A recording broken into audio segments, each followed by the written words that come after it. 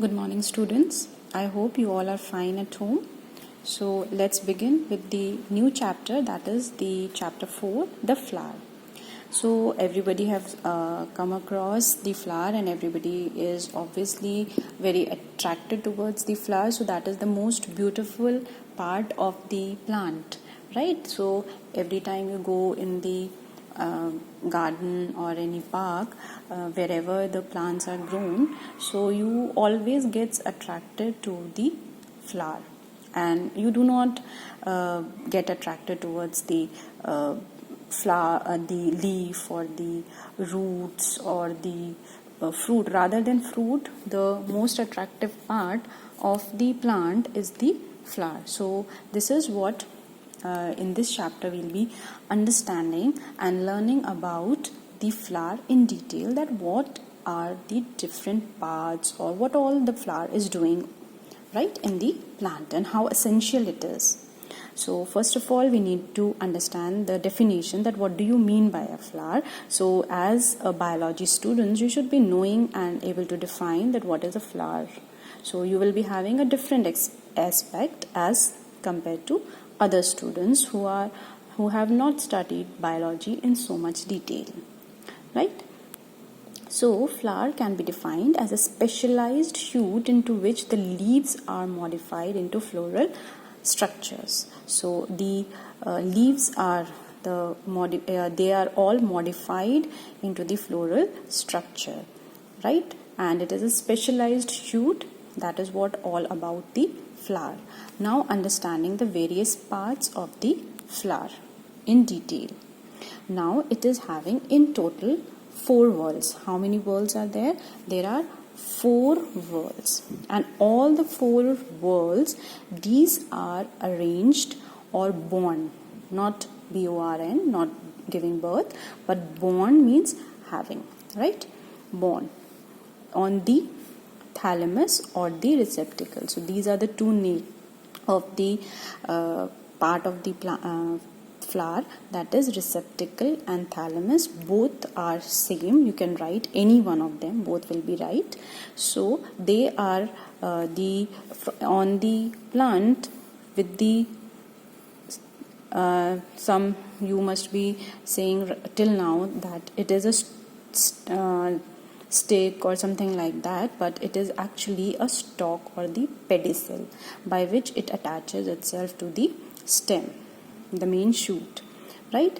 And then after this stalk there comes a swollen part, that is called receptacle or thalamus, right, on which all the 4 whorls of the flower are born on it.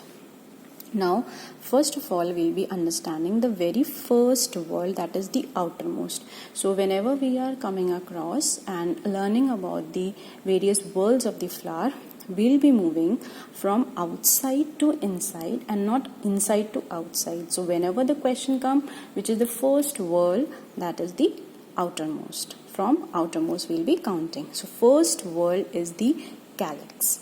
Calyx is what it is? It is the sepal, the green leafy like structure, right?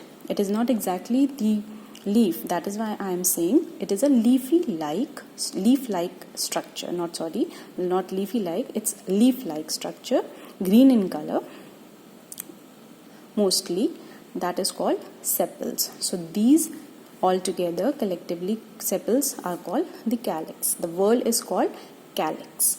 Now the second comes, that is the colored or colorful petals, all of different colors, by which actually you get attracted to. So they are petals, and collectively they are called corolla, right? Now comes the third whorl, right? Third whorl. Now it is having a tube-like structure, and at the end of the tube there are 2 bilobed, or we can say 2-lobed structure, which is called the anther, and this is called filament, right? Anther, there are 2 parts of this part, that is the third whorl, that is anther and the filament. The lobes are called anther. The tube-like structure is called filament. And these are called singular, they will be called as stamen. Collectively, they will be called as androecium. Right? So this is majorly the male part of the flower. Now comes the last and the fourth whorl. Right? Fourth whorl is this structure. It is having three major parts, that is the stigma, style, and ovary. And ovary is having the ovules, right? So majorly three parts. Stigma is the bilobed, again the knob-like structure. Tube-like structure is the style. Then the swollen part at the end, which is consisting of the ovules, that part is called ovary. So this is called a pistil, right? Collectively they called it as gynoecium, and this is the female part of the flower. So now, based on the four whorls, we can differentiate, or we can classify the flower into complete or incomplete. Complete or perfect flower, or incomplete or imperfect. Complete can also be called as perfect flower, whereas incomplete can be called as imperfect flower. So complete means all the four whorls are present, right? And incomplete, one or more whorls are missing. Like for example, in your class, if all 50 students, suppose the strength is 50, all 50 students are present, so we say it as a complete class, whereas one or two or more than one is absent, then we call it as an incomplete class. So same way, flower also, how many total whorls? 4 whorls. So all the 4 are present? Yes ma'am. Okay, now you are a complete flower. Whereas one or more whorls are missing? No, you are not complete, so you will be called as incomplete or imperfect flower. Now, the parts, there are two parts, essential and non-essential parts.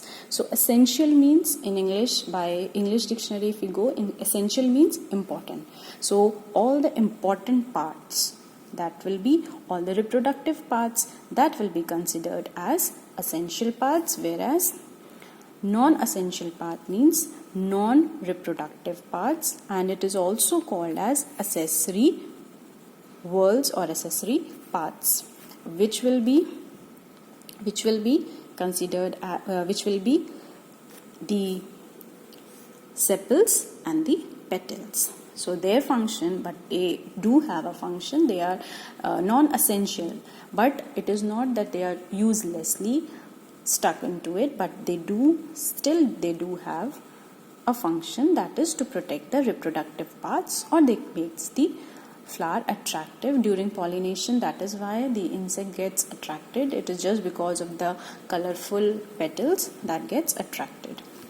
Now there is a definition, there is a term called perianth. Perianth means when petals and sepals, they both are undifferentiated. We cannot differentiate between them, that it is mixed up.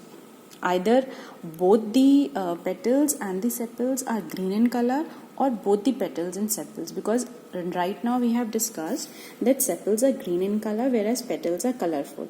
But when both are of same color, maybe both colorful or maybe both green in color, then there is a confusion arising, and that time it is called a perianth. They both together are called as perianth. If it is a non-green perianth, non-green means they will be colored, so colored will be petals, so therefore it will be called as petaloid perianth. Whereas if it is a green perianth, green is of which color? Sepals, so they will be called as sepaloid perianth, right? Now the bracts, that is the next term. It is usually green in color or maybe colored also, it depends. Now when a flower arises in the axil of a leaf-like structure, everybody must have seen the bougainvillea flower.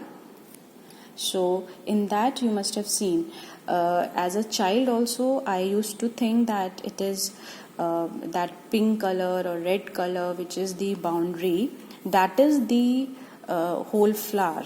But when I studied, then I came to know that is not those leafy like structure is the flower, but actually inside it the white colored is the actual flower. So this is one example, best example of bracts, that when the flower is arising from the axil of a leaf like structure, it is not exactly considered as leaf because it is not green in color, but it is a leaf like structure. From there it is arising, therefore it is considered as the bracts. Now the next is nectaries. Now nectaries, what are they? They are group of nectar secreting cells. They secrete nectar. Now first of all we should be knowing what is nectar. Nectar is a sweet fragrant liquid secreted by the plants, by the flower, so that is why the honeybees, they come and sit on the flower and collect nectar, and that is in turn helping the flower to do the or carry out the pollination. So nectar is sweet fragrant liquid, and where they are located? They are located in the nectaries. And where nectaries are there? Are located? They are located at the base of the pistil or petals, right? Maybe somewhat here the nectaries are present, that is maybe pistil, at the end of the pistil or at the end of the petals, right? So here they are located. Location, why I have mentioned here? Because location is a very important question. It comes in class 9th as well as class 10th also. So location and function both are important, right? Now the sexuality in flowers can be, a flower can be three kinds based on the sexuality. That is, the first is bisexual, or also called hermaphrodite. These terms are very important to learn, and the spellings as well. So now bisexual means, bi means two.